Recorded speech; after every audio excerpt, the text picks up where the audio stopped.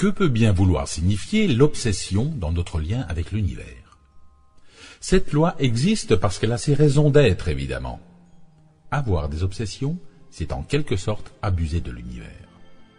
L'effet pervers de l'obsession, c'est de permettre à votre saboteur de prendre une place encore plus importante. Car son obsession est forcément un manque de confiance envers les forces de l'univers, et vous savez très bien que cette force n'est à votre service que si vous l'acceptez sans restriction. Étant donné que nous véhiculons environ 38 000 pensées quotidiennes, et que nous en apprivoisons le fonctionnement petit à petit, l'apprentissage de cette découverte se fait à petite dose. L'important est de savoir que vous pouvez faire des centaines de formulations par jour. La puissance de l'énergie est illimitée. Sachant que l'obsession est servie par le négatif de votre fond de pensée, nous allons la contrôler. Le négatif de votre fond de pensée est alimenté par votre pire ennemi, vous-même.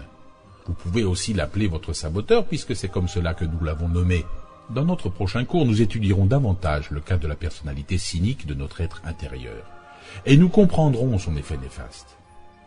Je vous le répète, vous pouvez faire des centaines de formulations par jour, mais évitez de faire la même demande plus de 3 fois.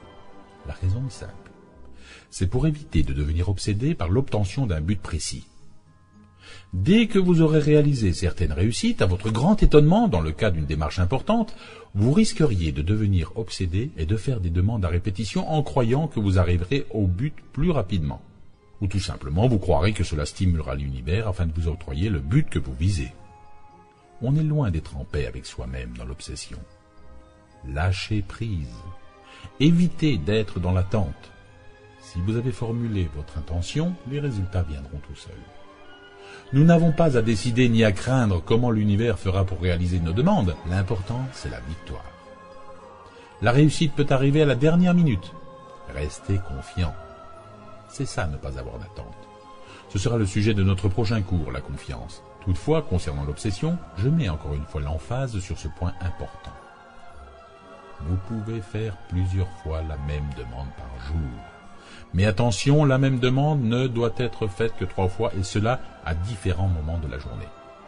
D'abord, vous n'êtes pas des perroquets, et secondo, en formulant à différents moments de la journée la même formulation, votre fond de pensée reste imprimé en énergie autour de la Terre.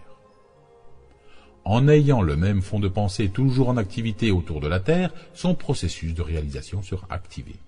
Il n'y a pas de limite dans le nombre de demandes différentes que vous pouvez faire par jour. Plus vous demanderez, plus vous obtiendrez de résultats, ce qui vous fera développer une telle habileté que vous deviendrez un parfait réalisateur du film « C'est ma vie à moi ». Nous allons nous livrer à une petite révision. Je vous rappelle les règles d'or. L'univers ne pense pas, ne réfléchit pas et n'analyse pas. Ne l'oubliez jamais, ça.